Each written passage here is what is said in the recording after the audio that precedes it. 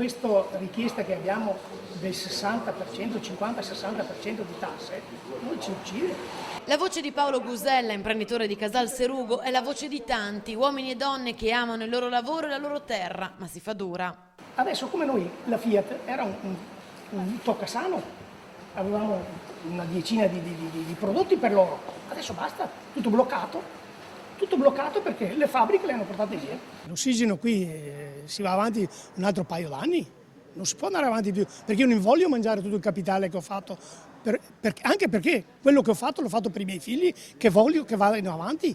Un giro fra aziende alle prese con la crisi, non solo imprenditori, dal bus scendono politici e amministratori. C'è il sindaco Elisa Venturini che ribadisce che bisogna allentare il patto di stabilità, c'è l'europarlamentare Mara Bizzotto. Il sistema paese è fallito e che ci possiamo salvare solo come Nord. Federcontribuenti non ha dubbi su quello che servirebbe e subito. Abbassare la pressione fiscale, regolamentare il credito, le banche e poi la giustizia, soprattutto il civile, per il recupero dei propri crediti che ha tempi comunque che sono lunghissimi e di solito prima di recuperare il credito il debitore fallisce. Un dramma che Roberto, imprenditore di conserve, sta vivendo sulla sua pelle e su quella dei suoi figli. Lavoravano nell'azienda, hanno dovuto praticamente, visto che poi non avevo più stipendio, vendere la casa e venire a abitare a casa mia, con la casa che adesso è all'asta. Nel 2004 una serie di investimenti per ingrandirsi, restare al passo coi tempi e poi la crisi.